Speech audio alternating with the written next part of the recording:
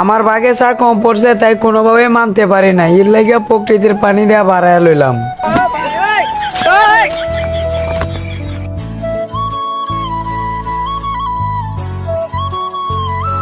কি অবস্থা আমার ভালোবাসার মানুষগুলা, কেমন আছেন আইনেরা? আশা করি আপনারা সকলে ভালো আছেন। তো আইনেরা দোয়ায় আমিও অনেক অনেক ভালো আছি। তো আজকে আমার এই 2 নাম্বার ব্লগটা দেখার জন্য সবাই দাওয়াত রইল। আরেকটা কথা, দাওয়াত কিন্তু আমি আমার ব্লগ দেখার লাগিয়া কইছি আইনার এবার আমার বাড়িতে নেবে। তো অনেকদিন ধরে কোনো ঘুরতে টুরতে যাওয়া না, আমরা তো আবার শ্বশুর বাড়ি টুসুর বাড়ি নাই যে ইচ্ছান গেছে কেউ দাওয়াত মাওয়াত দিয়ে আমরা ফিডা মিডা খাওয়াই দিব। তো আমরা রেডিমেডি হয়ে সবাই মিলে আয়া পড়লাম সরাসরি আমরা উড়োজাহাজটার দ্বারা। তো এই উড়োজাহাজটা বাইরে বের আগে যাত্রীদের ব্লক হয়েছে, এবার ইতানি টানে মারামারিও লাগতেছে। ওই দেখ কিরে আমি কি তোরা মাথাত বইম রে। তো কষ্ট মষ্ট এরা রওনা দিলাম আমরা ঘোরার উদ্দেশ্যে।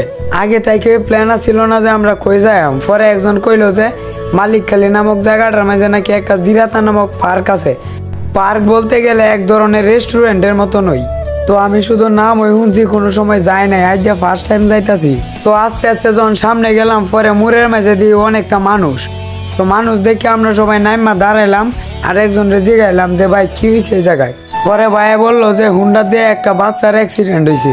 তো আইনারা রাস্তার যারা গাড়ি মারি চালাইন ভাই আইনারা হাত পাওয়া ধরে কই এই রাস্তার মধ্যে গাড়ি মারি একটু সাবধানে চালাইবেন, কারণ বিপদ কোনো সময় কই আয় না। তো কইতে কইতে ঢুকে গেলাম আমরা মালিকখালী রাস্তার দিকে। তো যাই হোক, অন্যদিনের থেকে আজকের আবহাওয়াটা অনেক সুন্দর।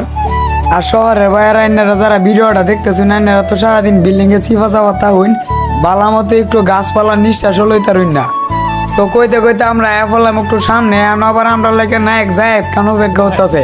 তো ভাই এর যে থাবাটা দিল আমি পুরা ডরাই গেছি গা, আর এর ভিতরে মনে ভূমিকম্প তৈরি হয়ে পড়ছে।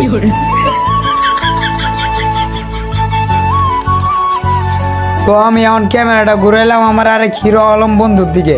তো বন্ধুরে বললাম কিছু বলার লাগে, এখন এর বলে যে ফিলিংস নাই। তো ভাই যেহেতু ব্যাটার কোনো ফিলিংস নেই এর লাগে ব্যাটারে বেশি জোর হলাম না। আর ভাই প্রাকৃতিক ভিউটা দেখুন কিরম। তো এরকম ভিউ আইনের 8-10 লাখ টাকা খরচ করে কোনো হানো হাইতেন না, যেন আমরা ফ্রিতেই উপভোগ করতেছি।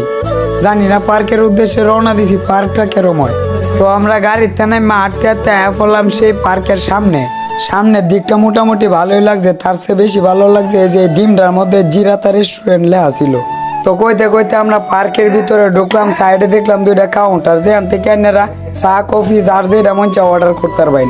তো একটু নিচে নাইমা দেখলাম ব্যাংকের ছাতির মতন কি একটা দেখা যায়। আমি মনে করছিলাম প্রথম আসলেই, পরে দিয়ে সিমেন্ট দিয়ে পেন্ট করে অনেক সুন্দর করে বানাইছে। তো এই জিনিসটা আমার কাছে মোটামুটি ভালোই লাগছে।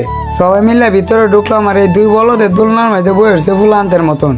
পরে ভিতরে ঢুকে দেখলাম ভাই ফাঁকারের পারে খালি কয়েকটা ঘর বান্ধা ছোট ছোট হাঁসের খড়ের মতন, আর কিস্তা নাই। তো দেহার মতো ভিতরে কিছুই পাইলাম না হাঁসের খড় ছাড়া।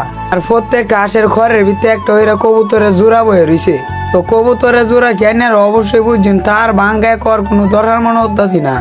তো আমরা লগে তো আর কোনো কবুতরের জোড়া নাই যে আমরা লয়ে বয়ে তাহাম। তো আর কি হর আর আইসে যখন কি ঘুরা যায় আমি হাঁসের খড়ের মাঝে 2-4 মিনিট বয়ে থাকলাম। পরে আর কি এই পার্কের মধ্যে খাওয়ার মতো তেমন কিছু নাই, চা কফি ছাড়া। তাই ফেটো পাত্র বাইন্দা বাইরে হলাম। আর পার্কের সামনে একটা দোকান আছিল যা পার্কের থেকে আমার অনেক ভালো লাগছে, তাই এই দোকান থেকে হালকা পাতলা কিছু খাইয়া লইলাম। আর এই ব্যক্তি খিদা ছুটে গরুর মতন চিপস খাওয়া লইছে। তো রওনা দিছিলাম বাড়ির উদ্দেশ্যে। মারুফ আবার কইলো যে আমি এই দোকান থেকে চিপস লইছি, চিপসের দাম দিতে মনে নাই। আবার আইলাম সেই দোকানের সামনে চিপসের দাম দেওয়ার লাগিয়া। দেহই না আমরা জায়াত খান এমনি ফোল্ডে বাজ হইলো, কিন্তু হৃদয় বানাছে বেটা 10 টাকা দেওয়ার লাগিয়া 6 কিলোমিটার ঘুরে আইছে। তো জায়াত খান 10 টাকা দিয়ে গাড়ির মাঝে দৌড়ে বইছে, আর এই দিক দিয়ে এক বেটা ছবি তোলার মাঝে ব্যস্ত। আরে বাবারে কি সুন্দর ছবি তুলে।